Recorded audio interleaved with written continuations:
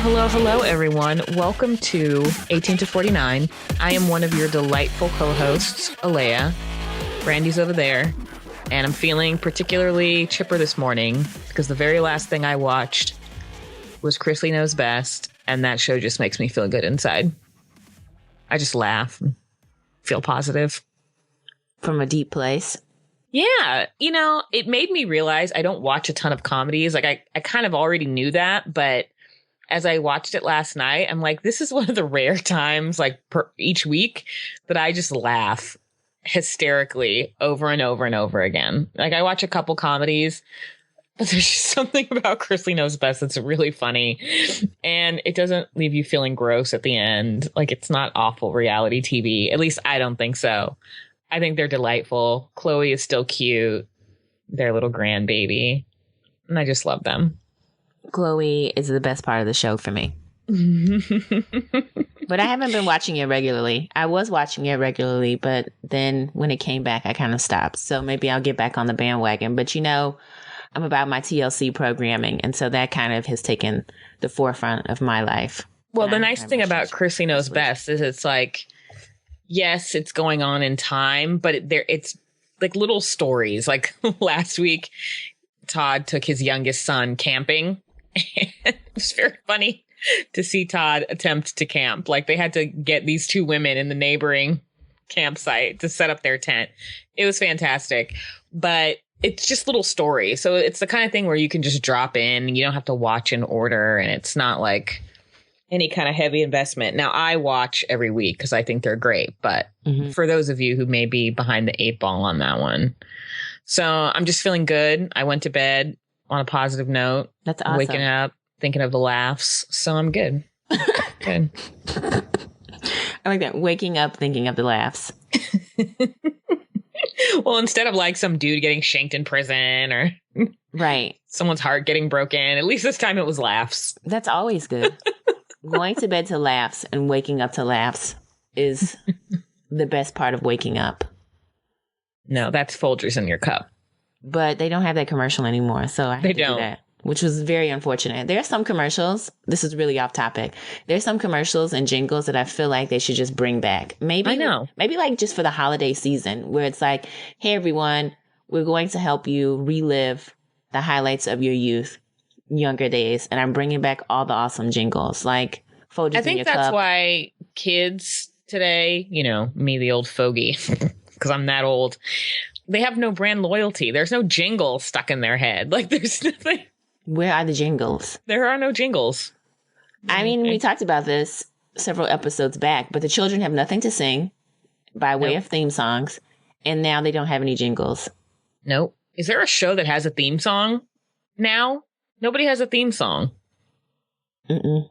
I don't think there's a single show I watch that has a theme song. I mean, SVU has been on for 16 years, so like the song is just in everyone's head, but it's not. But you can't sing. It's not. There's no lyrics. Sing it. Yeah, there's no lyrics.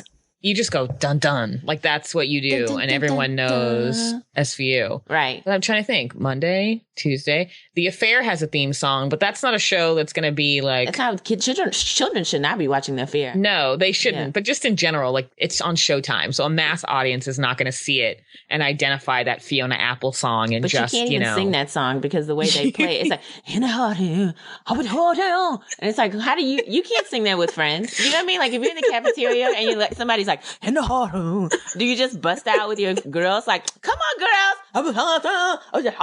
You can't do that with friends. That's not the type of theme song you can sing in a group. God, I love Fiona Apple. I know, but it's like she comes in, you know, you see the waves on The Affair, and then it's like in a hotel with a hotel. And it's like, what are you saying? I think it's the worst theme song I've ever heard in my life. I just wanted to be honest. I think I tweeted that one day because it's like, what is she saying? Is she saying in the garden or something? I don't know. When it comes on, I don't know what she's saying, but I'm always like, this is such a good theme song. I think it's the worst because I have no idea what's going on. And I know it's going to happen too. So sometimes I mute it and then sometimes I forget to, like I'm doing other things while I'm preparing to watch the show. And then I just say, and I'm like, what is this, girl? It takes me back to, who's the dude from Pearl Jam? Eddie Vedder? Yeah, it takes me back to him when he's like, like that whole period of the 90s where everybody could just get away with doing. I love Pearl Jam. And it wasn't until I got satellite radio that I realized how many songs were Pearl Jam that I didn't realize were Pearl Jam before. And that one song is called Jeremy. I love Jeremy. I thought it was like gently spoken. I did not know he was saying Jeremy until like 6 months ago. So the only reason I knew that he said Jeremy was because I didn't know what he was saying, and it was on pop-up video long time ago. And pop-up video starts... pop-up video. Pop-up video is the best thing ever. So pop-up video starts giving these examples. You know, they give this information, right? So they were talking about Jeremy and who he really was. And I was like, this is a true story. So then I didn't know they were saying Jeremy at all until it said it on the screen. And then I went to do some further research, and I learned it was about a kid who committed suicide in front of his class. Great. Yeah, it's really terrible. But so then I knew what they were saying in the song that Jeremy spoke in class today, which is about him killing himself. But for most of the song, it's like the lunch lady bit a boob and all that. Lunch lady bit a breast. And most of those songs, like all the bands, let me just go Pearl Jam, like Filter. I used to like Creed. I liked Dave Matthews. Like, I love Dave Matthews. Nirvana. Most of those bands were just and then Foo Fighters. And that's all you had to do during that time period. Just go, and everybody's like, yes, more of that. So Fiona, when I hear that song, Miss Apple, I used to like her back in the day. MTV, I love that video. I can't remember what she was doing, but she was it looking very emaciated in the corner, and she was kind of hiding. Yeah, that's like that. Yeah, but yeah. So anyway, she takes me back to that moment. I'm like, ma'am, I don't want to go back into that period where I don't know what anyone's saying. Oh God, such good times. Love her. Great live. Got to see her live right before she got arrested in Texas. So glad our show came first. But anyway, all right, girl, way to go, Fiona. Is she still performing? Maybe. I don't know. I mean, okay. I think her latest new thing was the Affair theme song. So that's a new song? I don't know. I think it is. Oh, that's even worse then. I thought that was like they take recordings from old songs. So I thought that was like when I found out it was her, I was like, oh, well, obviously she's not performing anymore. Like I just shut her out. She's not relevant. So this is old. I'm Googling Fiona Apple, The Affair. I know she says in the garden because I heard in the garden. I was walking out of who. I was like, what is this? This is not appropriate. Next, Fiona Apple teases new haunting music for The Affair. It is brand spanking new. Oh, God. Sorry, Fiona. Fiona Apple wrote a new song for Showtime's The Affair. But she still sounds like she's trapped in 1995, maybe 96. That's when Crystal Waters was popular too. Do you remember all that kind of techno-y sounding music was out? Ace of Base. Yeah, that was early Moby. 90s. Yeah, Moby. Yeah, right. I loved him. Moby. And then that other guy who did that song Rockefeller Skank and the one with Christopher Walken in the video. Fatboy Slim. Fatboy Slim. Come on. Praise you. Let's go. Love it. Right about now. So the only reason I thought about Moby this morning is because I read somewhere that he bought a new downsized home in LA. And he downsized. It's $3 million. I'm like, boo, that's not a downsize. But I guess well, he lived in New York, so okay. It's probably the same price for more space. I bet his New York $3 million is probably as big as a bathroom. I'm sure. That New York lifestyle is so misleading. Everyone's like, it's a big city. It's great. It smells like ass and the apartments are very tiny. That's how I felt when I went there. And I felt guilty about that for feeling that way. But I mean, I like it. It's a bustling metroplex. The lights, I want to visit it. Yeah. I don't want to live there. Yeah. I mean, I had this fantasy about living there. And then when I really realized that the same amount of money I was paying for a home was only going to give me a matchbox that I could barely sit down in, I decided that was not for me. I'll visit you all day, New York City. I don't know if I can live with you. So far from. These things are important. This is popular culture. People are thinking about moving to New York every day, and they're also wondering who that was on that theme song, and we help them. And it's sad because all of that and The Affair wasn't even on Sunday. You know what? And so I thought, here's the thing that happened to me on Sunday. I was so discombobulated because, I'm supposed to watch Resurrection. Mm-hmm. I'm thinking all the shows are coming back in January. And for some odd reason, Resurrection decided to come back on Sunday. And I missed the whole thing. No one notified me. Yeah, it's not all shows. Yeah, well, most of them that I care about coming back in January, right? So no one notified me, so I missed it. And I didn't get a chance to watch it. I think I turned it on and then I got bored and fell asleep. So I didn't even get a chance to see what actually happened. But they said it was a good episode. I missed it. However, I did watch 90 Day Fiancé. Okay. However, 90 Day Fiancé this week, I would say quite possibly was the best episode of the season. You don't care about any of the characters, but you will when you start watching. I feel like this 90 Day Fiancé is going to give you the laughter that you're looking for. Not on a feel-good, Christoph Knows Best laughter, but this is interesting. And I can't believe this is happening type of laughter. A lot of people are commenting. So based upon Twitter, I think majority of the people who watch 90 Day Fiancé are females. Women. Please. Yeah, women. There are some men that I think watch it, but most of the people... It's mostly going to be women. Yeah, mostly people that I engage with on Twitter are women. And it seems that a lot of white women like this show. Well, come on. As well as a lot of, some black women. But most of the people that I engage with are white women who like the show. But I think that's an interesting demographic. Mostly women, though. All women. A couple guys. But 90 Day Fiancé, the best thing they said this week was everybody wants Danielle and Mohammed, which are the train wreck, to have a spinoff. They end up getting married. I told you that. I ruined it for you last week, but that's... See, I didn't even remember because... That's okay. You'll forget again. And Danielle Mohammed, the funniest thing is that Mohammed is obviously here for the money. Everybody knows it except Danielle. Her kids are like, I don't know. These people are from like Ohio somewhere. But I'm like, what is this with the slow talking? They're like, all I did he was for the money. And I was like, what is wrong here? Is this some sort of chopped and screwed type of town? Anyway, people from Houston will know that reference. Other people who like music. Yeah. The point is that Danielle Mohammed, great television. Okay. Laughed the whole time. Except sad moment. Danielle lost her job. Okay. And she works with mentally disabled people and people with disabilities. And she lost her job. And now, what are they going to do for money? Because Mohammed cannot work. Oddly enough, though, on this episode, Mohammed was driving. So I'm like, Mohammed can't work. Why is he driving an automobile? Because I'm pretty sure he's not supposed to be driving anyway. That's not safe. They go to shop for rings. And the jeweler's like, okay, well, here's a ring that I think would be nice for you. And she's like, oh, this one is pretty. And he said, how much is this? And the guy's like, it's $1,000. He's like, no, too much money. So they're showing him all these rings. He goes like 1,500. And then finally he goes, what's in your price range? And he's like, I think he said like $50 or something for both rings. And I ended up tweeting something like, what's in your price range? And I said something about like a bubblegum machine. Is there a bubblegum machine here present? Because that's what's in his price range. And then I remember the names of the people after the show. Do you remember last week? I was like, yeah, the couple, the South African girl, is Danny and Amy, which are my favorite couple on the show. How could I forget this? Things happen. Yeah. Well, Danny and Amy, Danny's father, I told you that Danny is a family where when Amy came from South Africa, her brother's like, say something in African. Do you remember this? Yep.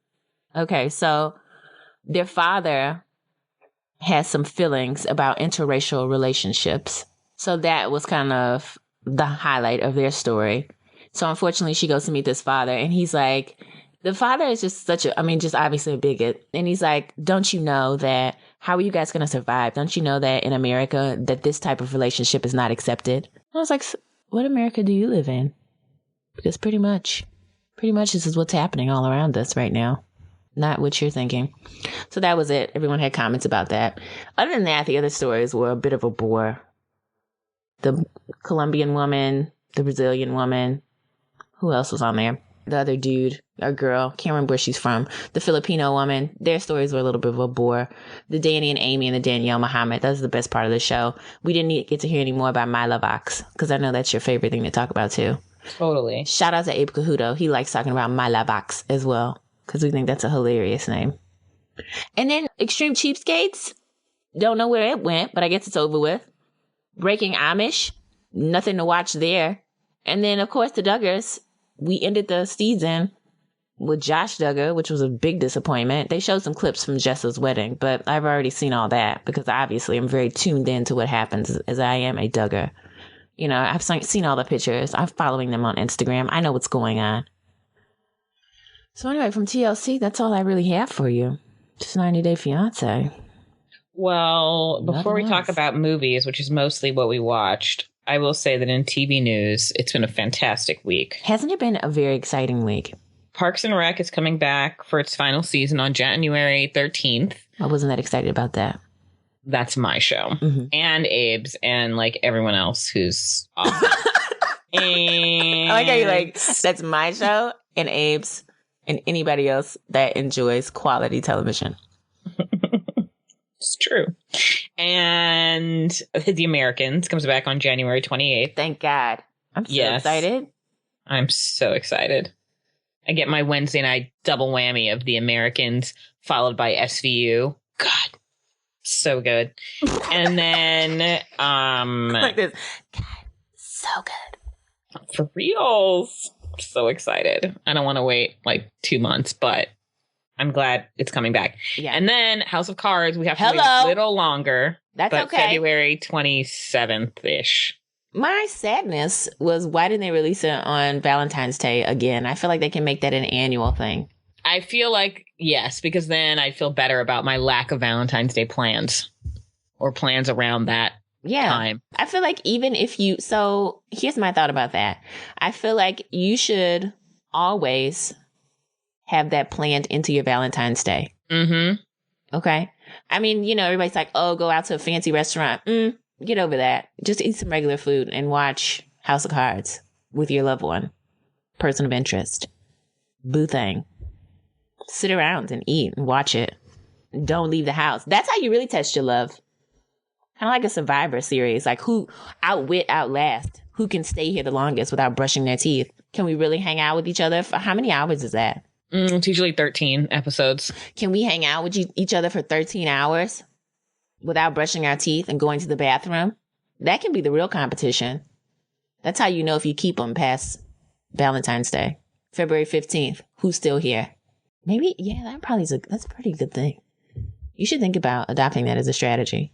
Well, it doesn't come out until like the 27th. So. Yeah, I know. But I'm doing all this right now in hopes that someone will listen somewhere and that it might happen. Maybe they'll say, hey, just kidding. We can do it earlier. And we're going to do it on Valentine's Day. And in other news, Lauren Graham, you don't watch Gilmore Girls, but you do watch Parenthood. Of course. She's getting a show. I saw that. What is this about? It's about a late night talk show. She is a late night talk show host, breaking up the male dominated, like late night landscape. Okay. So I'm not totally convinced, but then again, I've seen nothing of it. But I also don't know about her writing ability. Like, I think she's a co-writer on this show. So I know she can act, and I adore her acting. And, you know, she fascinates me. Her body. It's weird. Yeah, we know. But I don't know about her writing ability. I'm not sure I've seen anything that she's written. So wait, I'm very is she supposed to be the host of the late night show? Or is she assuming? She is the host of the late night show. Okay, so it's not like some sort of drama or comedy about her having a late night show. No, it is. It's a real late night show. No. It is a comedy about her having a late night show, but she is the late night show host. And of the actual show, she is a co-writer. Oh, okay. So when does this come on? I don't know. I need a preview before I can decide. Our friend Erica pointed it out. Shout out to Erica Hines again. And she asked if we would watch. And I said, I think we'll give it a shot. I don't know about it. We'll see. A show about a show? It's very meta. I usually don't like those types of things. A show about a show. I'm not really into that. But, I mean, I can give it a shot. I gave Resurrection a shot. I said I never would. Have you seen Sports Night? I don't know what you're talking about. Sports Night is fantastic. What is Sports Night? It's not on anymore. And sometimes I think like if Sports Night hadn't been canceled, we wouldn't have a lot of the shows we have, because Peter Krause is on there. The guy from Parenthood who plays Adam. He was on Sports Night. And then when it got canceled, he got 6 Feet Under and then Parenthood. Felicity Huffman is on there. Josh Malina's there. So he did Sports Night before The West Wing. Robert Guillaume? Is that how it's pronounced? I have no idea who you're talking about. The black guy who played Benson. What? Wait, that's Ben Vereen. Wait, what? I was like no, that was not Ben Vereen either. The black guy that played Benson? That's not Ben Vereen. Hold on. Time for Google what? again. I don't know who that is. Yes, Robert Guillaume. Robert Guillaume. Yeah. I don't know who that is. Yes. He was in Benson. He was Benson. And he was the voice of Rafiki in The Lion King. Oh, okay. That's what you should have said. He was on Sports Night. I'm like, that's what you should have said. And then I forget his name. I think Josh Charles. He's from Dead Poet Society, but then he went on to do The Good Wife after. I have not seen The Good Wife yet, but I hear good things about it. Everybody loves that show. You remember it won all the awards. I know. It wins everything. And I get pissed because I'm like, I don't watch this show. No. Help me out here. So all those amazing people were on Sports Night. The ABC kept changing the day and the time that it was on, and it didn't make it past the second season, but it was just like anybody who watched it loved it. But it's funny because after that show, everyone in the cast essentially, I think other than Robert Guillaume, but he's, later in his career anyway, like they all went on to shows that were big and lasted a long time or are still on the air. So it was this weird blessing / curse, I guess. But if you're ever up for it, I think you'd like it. And it's just a one-time thing, obviously, because it's one and done and it's like a season and a half. So it's not so disappointing. I know. And it was really good. I loved it. I feel like that. I feel that way about Marry Me, but other people don't. But I'm sad about it. But yeah, that one was about like a sports show at a cable network. So it's not necessarily talk show, but similar vein, a show about a show. Very, very good. Oh, okay. Anyway, movies. Any whoosies. I think you should go first because you actually saw a movie that was new. I watched 1, 2, 3, 4, 5, 6. I've watched 8 movies and none of them are new. Oh my God. Wait, can we talk about this Empire show? You talked about it with Terrence Howard and Taraji. Wait, is it Taraji P. Henson? Yes. So I finally saw a preview for it the other day because I had not seen it. Isn't this just Hustle and Flow Part 2? That's how it feels to me, but we'll see. I mean, it's I don't know if I'll watch. I'm just saying. It seems like Hustle and Flow Part 2. And I'm curious though. So Fox is putting this on, right? Mm-hmm. And then Fox is supposed to be putting on Luther. So is Fox becoming home for these new music criminal theory type shows? Music? Luther? No, Music Empire. Isn't it about his music career? It is. Okay. And then music and then these criminal theory type shows. Oh, gotcha. Thriller. Well, I think they're already doing the criminal shows. They've got Grace Point and Sleepy Hollow and some other things I don't watch. Gotham. I only watch Grace Point on Fox. Mm-hmm. And Mindy. Mm-hmm. I don't know. I want Fox to come back as a great network. Because I mean, Animation Domination was the bomb. They lost Family Guy. I did not watch any of their animated shows. My favorite show of theirs was The X-Files. You didn't watch any animation? I have never been a fan of The Simpsons. Family Guy doesn't appeal to me. What about American Dad? It's hilarious. No. Bob's Burgers? No. Are you kidding? Oh, God. Give it a shot. It sounds odd to say this, but like I'm not into adult cartoons. They're really funny, though. I think you would enjoy them. Maybe. If you just gave it a chance. Maybe. Mm-hmm. I went to the movies. You mentioned. Mm-hmm. You spent some dollars, or actually, I did not. I did not. Yeah, there we go. I even got some candy too. Some candy and cleaning up and a Slurpee. Does he listen to this show? He might. Whoops.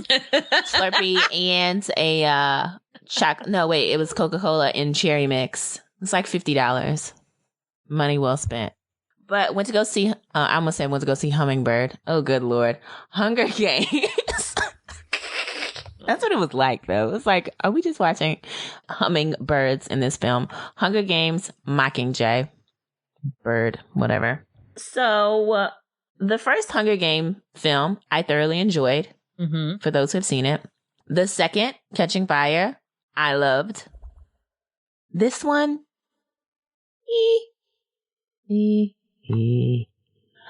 Okay, so let me say this, because I'm a fan of these types of films. I guess this is going to be not a trilogy because it's more than 3. What if you have 4 of them? I don't know. It's going to be a series. Yeah, but I feel like it'd be cool if it was a word for 4, like phorology, but it's probably not. But there's a series, okay? So this is part 1 of the final, I guess, or something or other. There'll be another one coming out. And I feel like since this was part 1, it was a little slow for me. And I mean, I'm not saying that it was bad. It just was a little bit. I don't understand. There's like the Hunger Games. Yeah. Some other movie. And then there's like multiple parts of this third part. I don't get it. Yeah. So it's Mockingjay part 1 and then part 2. Excuse me. I'm saying a lot of P's. And then part 3, I guess. I don't know how many parts. I haven't read into this. Okay. Because obviously I'm not into doing a lot of research. So, I mean, all I know about is that this one and another one is coming. And this one follows after the games of the previous. So they're in the games, the first one, right? This is the first time you even hear about these games, learn about Pan Am, which is this town, society, city-ish thing, and learn about all these districts, right? So you get all the backstory. They're in the games, bam, right? Mm-hmm. Then this next movie, you see where they go back into the games because it's a quinquennial, quadriennial, blah, blah type of celebration or something for the Hunger Games. So like all these different tributes go back, tribute to the people who win the games, right? From the different districts. So if like it's the 3,000 annual Hunger Games or something. So all these tributes go back and they participate in the Hunger Games, right? So then, of course, everyone from the districts, right? There's, of course, the Richie Rich district that lives District 1-ish. That are all the Richie Rich people. And then as you get lower and lower in the districts, you know, poverty ensues. So, like, District 12 is like the ultimate poor district, right? I guess. And they're all very industrial. I think after you get past District, like, 4 or 5 or something, it becomes very industrious. And there's all this lumber and each one of the districts. Maybe there's farming, agriculture. I wanted to say that again. Mining, things like that. So District 12 is where Catnips, whatever you want to call her, Everdeen, and Pita are from, and they participate in the games. So the second one, right? You're learning about all this unrest in the different districts because obviously they don't want to participate in these games, which of course, children going to games, killing each other, coming out. Merry Christmas. Actually, not all of them come out, only 2. So then this whole Mockingjay thing brings you back into that whole piece where there's this unrest. And of course, Katniss Everdeen, has been in a coma. And so she's coming out of this coma and you're learning about what's going on. So basically, most of the movie, I'm not going to say a ton because I don't want to ruin it. Because I think it is something that if you enjoy the Hunger Games series, you should probably go and see just go see it, I think. But what you're getting is, to me, a lot of propaganda. Like they do these different... Like she's going on these different it's almost like you're watching, like I'm like, is this CNN or something? They want her to film these different propaganda clips and film so they can distribute them to the other districts to help to encourage this overthrow of the government, this civil war, right? So that's what you're getting a lot of. Like a lot of it is her going to these districts and filming. And some probably will get pissed that I'm just basically boiling it down to this very simple point, but that's really what it is. And I mean, there's action in there, you know, there's things that happen while she's there.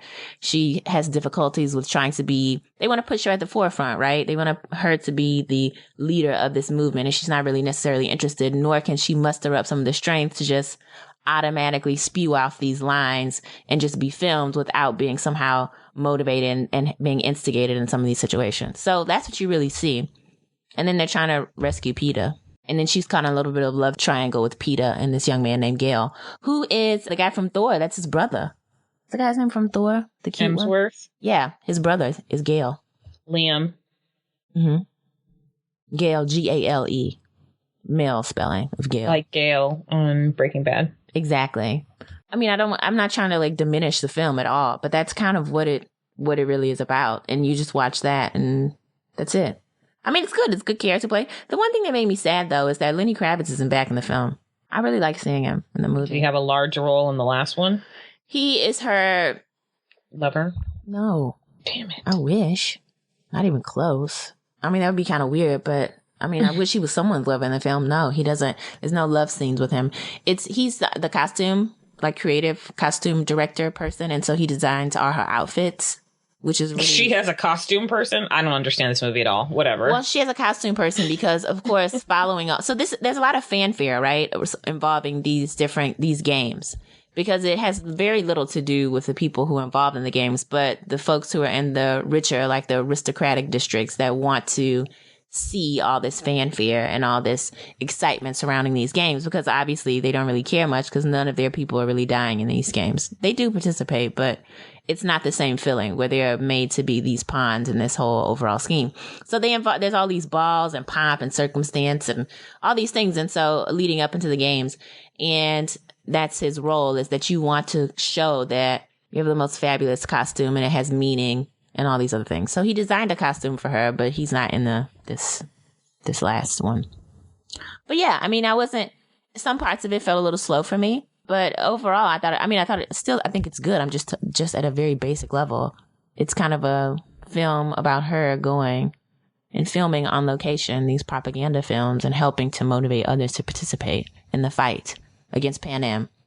So if you like that kind of thing, it's like, oh, yay, they're going to overthrow this terrible system, then it will motivate you. But some of the parts I was like, is this all we're gonna get?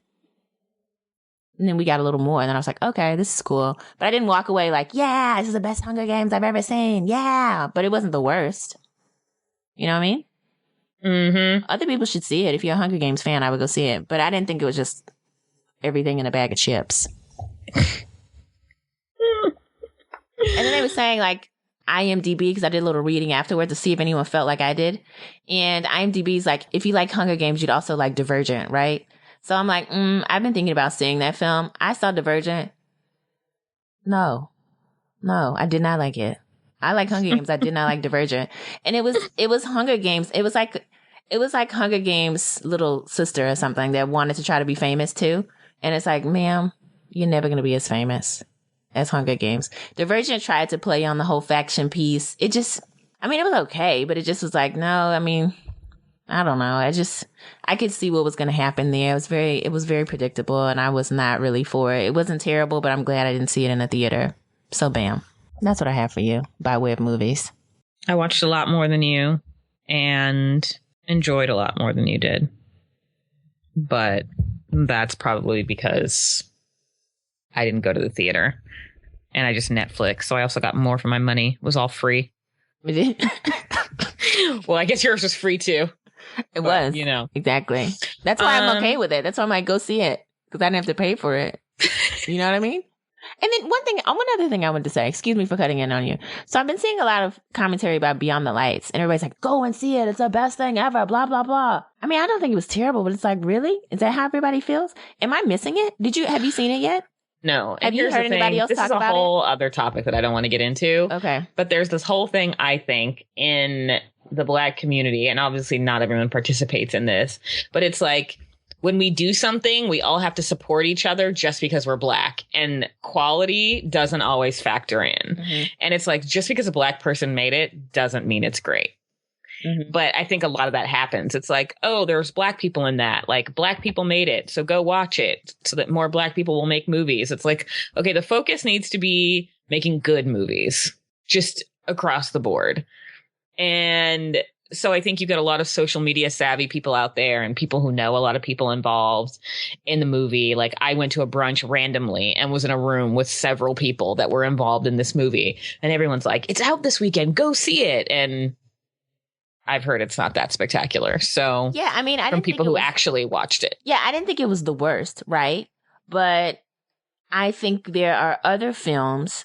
I mean, I think the story, again, like I said, I thought the storyline was cute. You know, I thought, to me, it felt like a very cute movie. Like, it was from the woman who made Love and Basketball, right? Mm-hmm. And I thought Love and Basketball was a very cute movie. I didn't see that one in the theater, but I did see The Best Man, which I think is one that I'm like, go see The Best Man. Like, that's one where I'm adamantly like, go and see this one. But Beyond the Lights, I wasn't like, everybody should go and see this because it's the greatest thing that ever has happened to. I thought it was cute. But I think if you missed it, it's okay. And if you want to support a film, because I already forgot about it. Yeah, but I mean, I just didn't think everyone's going all over this thing like it's the best thing since sliced bread. And I'm just thinking, what, did I miss something? I'm not trying to be, I mean, I would say the same thing if whoever else. I mean, it just wasn't, it felt like MTV. That's it. It did. It felt like I was watching something that would have had produced by MTV, or that little moon man flying around the scene before the thing started. But anyway, go ahead.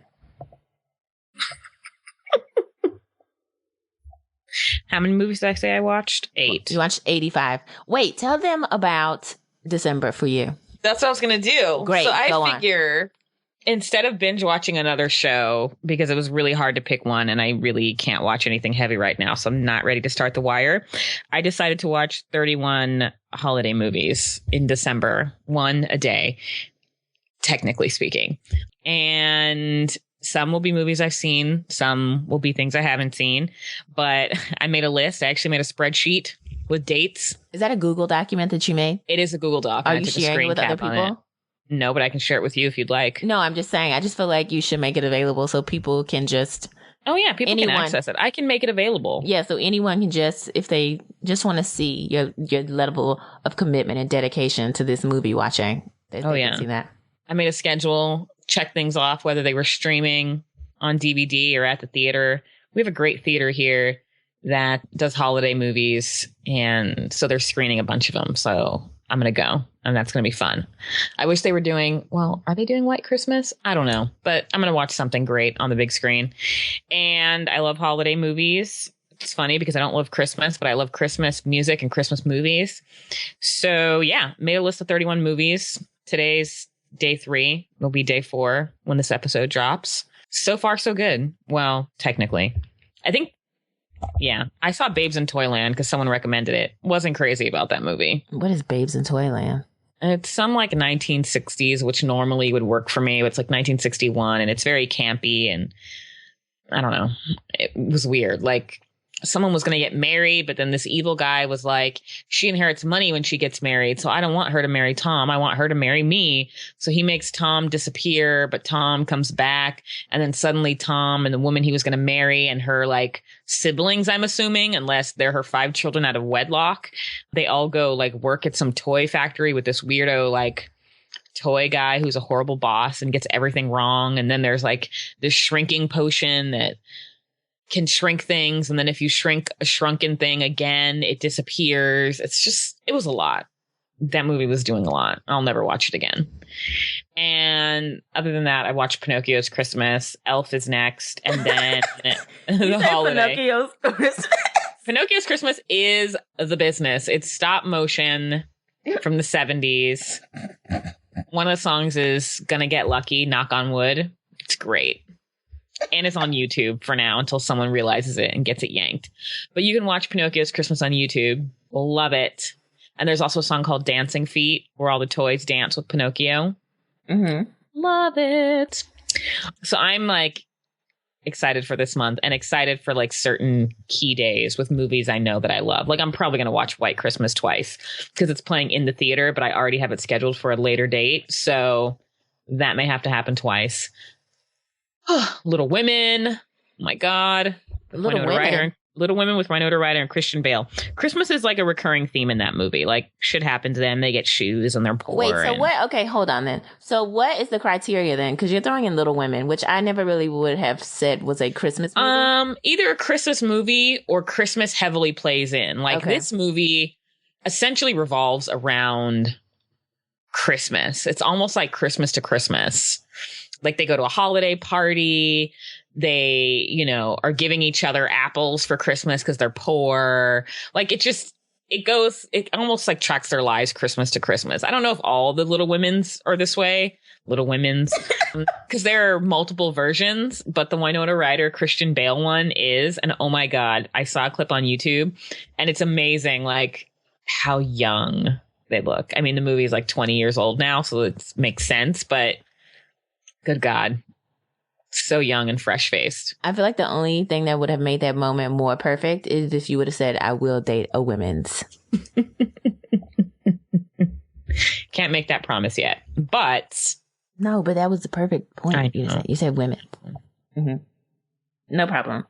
And then there's one, and I said holiday movies because I wasn't sure there were going to be 31 specific Christmas movies I wanted to see. Mm-hmm. So I'm going to watch The Ice Storm, which I haven't seen but have wanted to, and is about Thanksgiving. And then there's a movie called Penny Serenade, which is a classic that I love. That's more about New Year's and the life of this couple every New Year.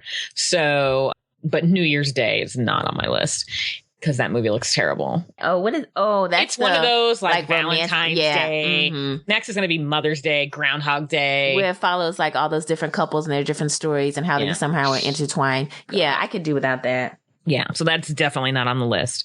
But yeah, so I'm doing that. So I've watched the first 2 movies. I will be watching Elf. Unfortunately, the Netflix disc arrived cracked, but a friend informed me that ABC Family is showing it. So my base is covered.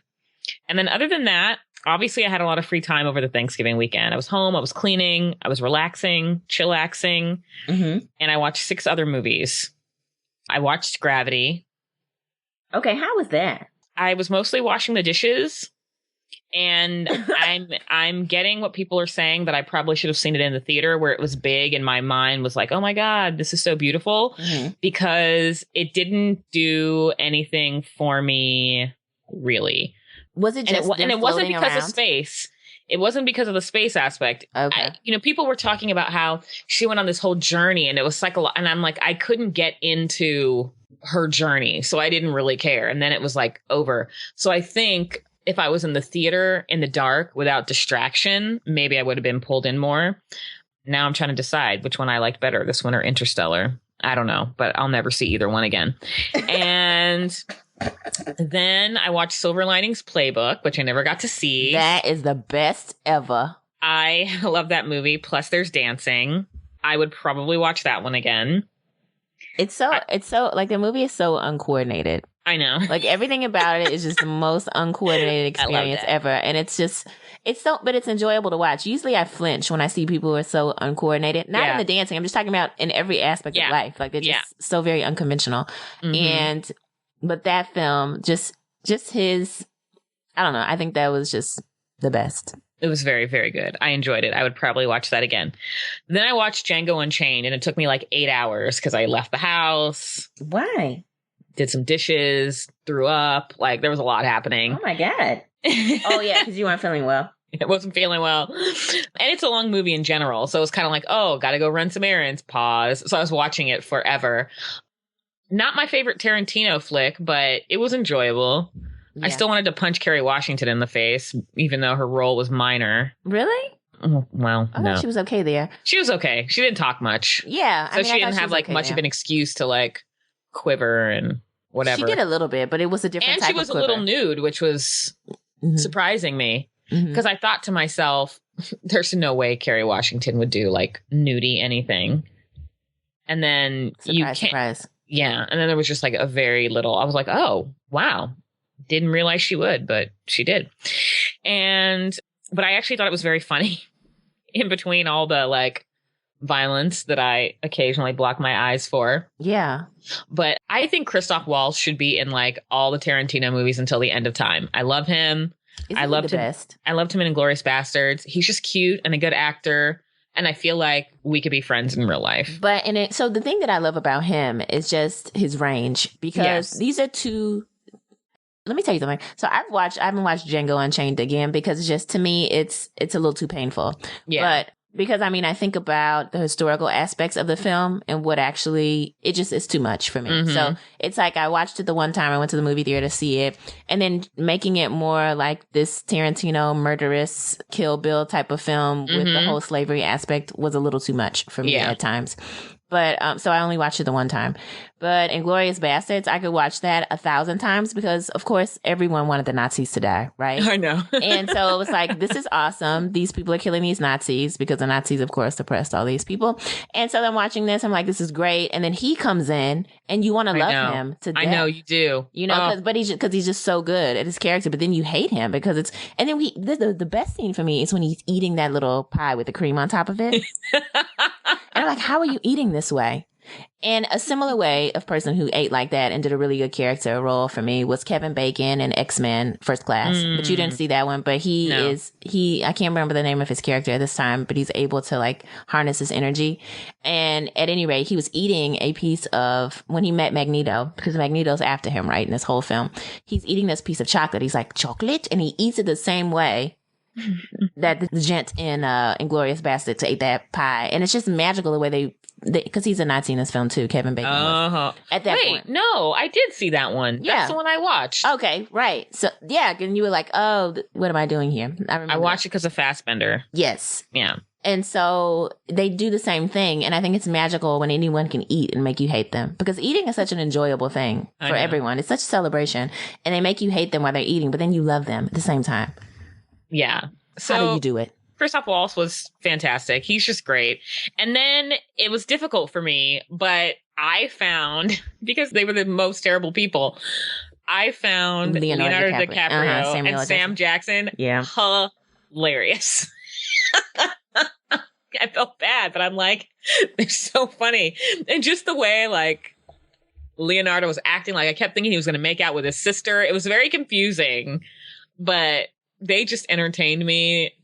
I was laughing. I'm like, I should not be laughing at the slave owner, but yeah, Mr. Honeycutt or whatever his name was. Okay, Candy. So Candyland. Here's a problem that I had too. So I saw this in the theater, and I saw this with my mother in the theater. So I must have saw this over a holiday break or something.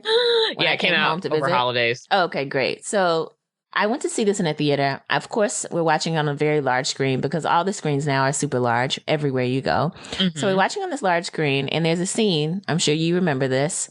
And so we're looking, and it's Jamie Foxx hanging upside down. And I'm like, what is this? You know, it's dark in the theater, okay? At home, a different experience. Dark in the theater, you hear these noises.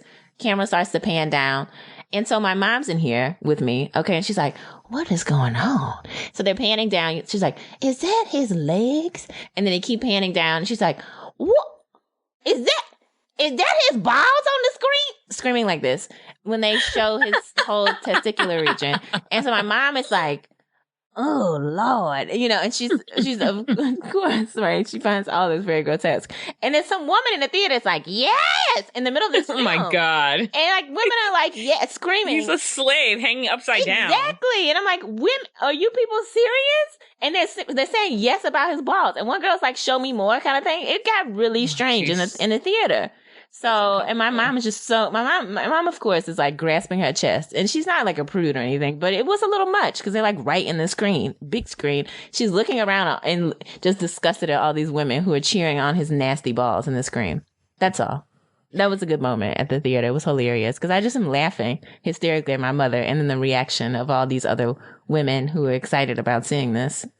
And I was disgusted because it was a lie. It's right in the screen in your face. Yeah, it doesn't look that big on a computer screen. I didn't even notice. Oh my God. Oh, you watched it on the computer screen? If you would have watched it on TV. I should have watched it on my TV. Yeah, then you would have been like, oh God. I was you working. Don't see it coming. Yeah, you don't. Yeah. You don't. Balls in the screen. All right. The other movie I watched was The Untouchables, but that was kind of an accident. Like, it's a movie I needed to see, but I thought that was the one that Kevin Spacey was in, and it's not. Oh, you watched the one with Kevin Costner? Yes. Yeah. Weren't we talking about a Kevin Spacey one that I should see? I can't remember, but I wanted to see The Untouchables too. And I thought there was two different versions. And I ended up seeing the one. I started watching the one with Kevin Costner and I stopped watching it. But they said it's really good. But I just couldn't get into it. Yeah, it was okay. I didn't get into it. Like, it's such a classic that I thought I would love it. But it was okay. And when I realized that Kevin Spacey wasn't in it, all I could think of was like, okay, wait, which movie was I supposed to be watching? But yeah, I watched that. And then the other new movie that I watched, well, let me backtrack. Another movie I watched was Seven, which I love. Have you seen Seven? With Brad Pitt? Yes, and Morgan Freeman. I haven't seen it. Everyone says I should. I know. I want to see it. You need to watch it. Mm-hmm. Don't do it when you're in a happy place, but watch it. Yeah. Because if you're in a happy place, you'll lose it. In a sad place. Yeah. Seven Deadly Sins in the darkest of ways. But it's such a good movie. Love Morgan Freeman. I'm like, he needs to be in all the movies.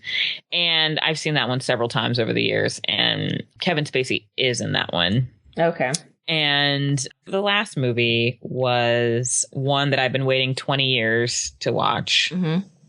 22 years to watch. Okay. Came out in 92. What? So I've been waiting 22 years to watch. Why haven't you watched it before this? Cool World. Did you watch that? I did. You should have watched that back in the 90s, because I bet right now it was horrible. So I saw it on Channel 20. It had a full page ad in the newspaper when it came out, the poster, and it had cartoon characters on it. Didn't know who Brad Pitt was. In 92, I was 6, 7, I was 8. I probably had not hit my 8th birthday when this movie came out, depending on which month of 92 it came out. Mm-hmm. So I ripped the poster out that said Hollywood if she could and she will. Just sounded very determined to me, even at 7. Like, that sounds like something you say in a kid's book. I think I can. I think I can. So I saved that poster for years. Are you serious? Yes. This is hilarious. I'm a saver. So of nostalgic things. Like, I still have the TV guides from the 90s with Mulder and Scully on them. I have one with Elvis. Mm-hmm. Anyway, so I saved this Cool World poster for years. I would probably have it, except when I went to college, my mother probably found it and threw it away. Mm-hmm. Who knows? Could uncover it. We found some nice treasures over the weekend. But anyway. Treasures. Really, some old journals where I'm like, I just got my period. Like, are you there, God? It's me, Alaia. Way back. And talking about things I bought and like friends that I was upset with. It's great. I'm going to scan some for Throwback Thursday. And so I've been waiting to watch this movie. And initially it was on DVD. And sometimes it's not worth like getting the DVD. And for a while I had nothing to play a DVD on because none of my computers had disk drives. Mm-hmm. But it was streaming. So I'm like, now's a great time to watch Cool World. And the minute, sweet Jesus, the minute it started, I knew it was going to be terrible. It's horrible. It was, okay, you know what? It wasn't the first minute. It was the first 5. Like, mm-hmm. when Brad Pitt falls off that bike and ends up in a cartoon world, what the... Yeah. It's not, I mean, it doesn't make... The first 5 minutes were the best. Who Framed Roger Rabbit was the best movie of that time period. And everyone wanted to capitalize on exactly. Roger Rabbit was the first. They should have stopped. And, they were like, oh, let's do this too. Cool World was terrible. Of course. And that's why you should have watched it back in the 90s. But there was a sexy person and it wasn't G or PG. Excuse me. So it's not like my mom was going to let me see it. And I never noticed it on TV. I didn't watch UPN a lot. Oh. But sweet Jesus, like, it was so bad. But I watched the whole thing somehow. I think I was sick then. So I was just like sitting and I'm like, I can't move. I'm going to keep watching this. But it was really bad. The worst. And that was it. And the rest will be holiday movies and any awesome movies from our fall list that come out in December, which is not going to be Selma because that's coming out in January now. Mm-hmm. I watched Fury. How was it? It was very good. Oh, crap. I'm not going to say anything.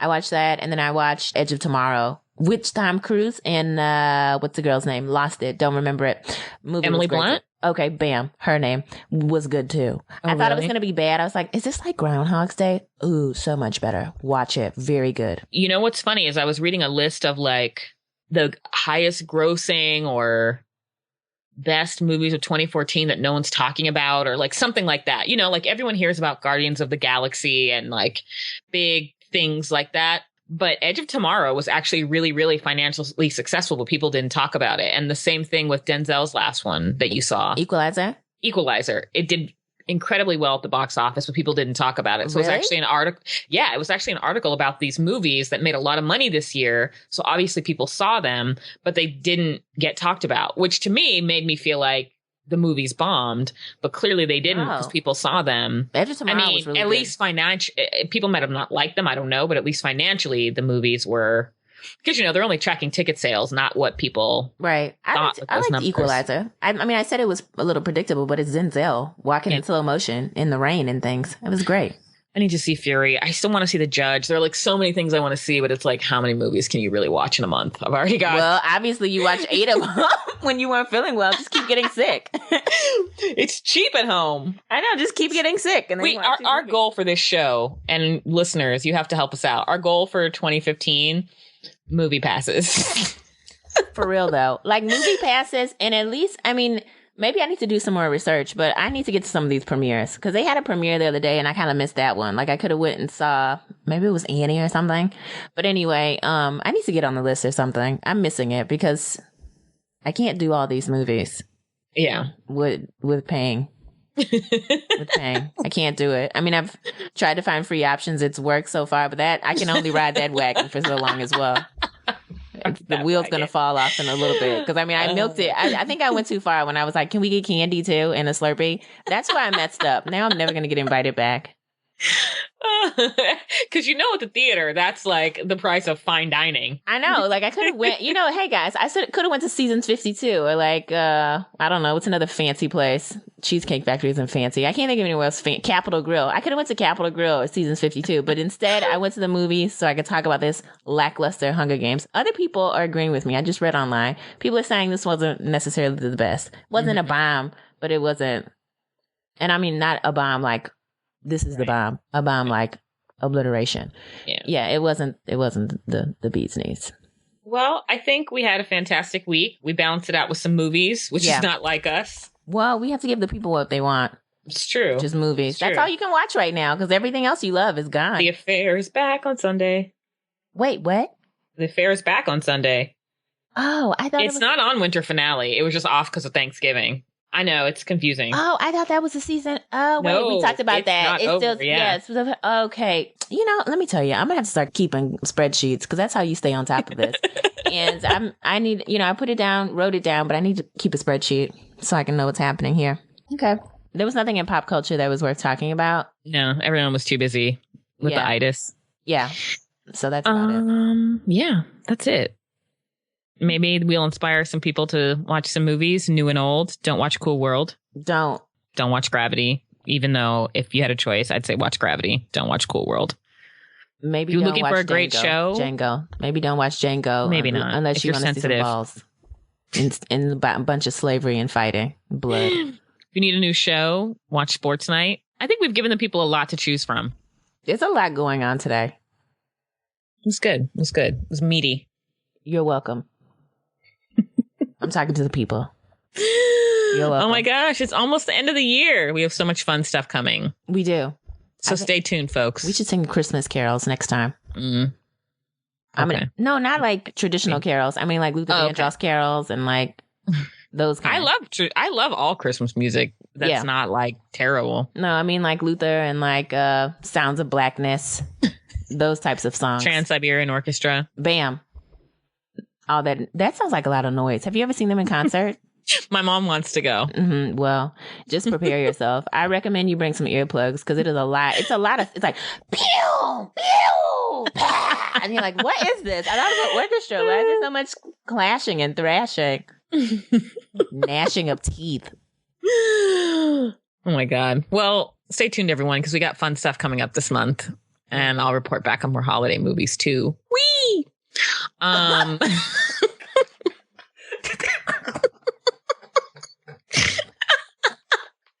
I really love holiday movies. That was the strangest wee I've ever heard in my life. Like I didn't even see it coming. That's the problem. Oh my god. It's like that wee was like a fart in the elevator. A silent one where you're just sitting there and you're like, is that what? Oh god. But it was fun. It was fun, you know what I mean? It was a fun fart in the elevator. Oh my god. All right. Sorry. Connect with us online on Facebook, 18 to 49. Tweet us, 18 to 49 podcast. Mm-hmm. Email us your favorite holiday movies that I should be on my list. There's still time for adjustment. 18 to 49 podcast at gmail.com. That's pretty much it, right? Yeah. Oh, last week we learned I'm the Kid Fury of social media. Oh, that's right. Our social media pages. I listened to that episode. I forgot to tell you. So I love The Read. If you don't listen to The Read, you should. There's a podcast recommendation for you. Yeah. If you don't, there we go. We got to drop that in too. Mm-hmm. Yeah. So I listened to the episode and he's like, we have a Facebook page. And Crystal's like, yes, we do. She's like, what do you post there? Which I thought was hilarious. Cause then I'm like, Alaia posts everything on Facebook. And then I thought that later that day that Alaia does all the class and I do all the trash. That's basically how this show works. If you're curious, Alaia does the class, I do the trash. I can't remember anyone's name. You post when Idris does something. And that's what I think that's the only time it really matters. The rest of this, I was about to post today because he Hello, the Americans. Show. Yeah, but he's not on the Americans, so. You know, I think that should be our tagline in 2015. All the class, all the trash. Yeah. I feel like we're going to, that's it. That's the name of this episode. All the class and all the trash. Done. Done and done. Merry Christmas, everyone. Almost. Mm-hmm. Happy Kwanzaa, Festivus. winter solstice. Happy Hanukkah. Yeah. Please invite me over for latkes. I need to post that on Facebook. I have a craving. Oh, Trader Joe's is probably selling them now. Anyway, off topic. Thanks, everybody. Bye. Bye.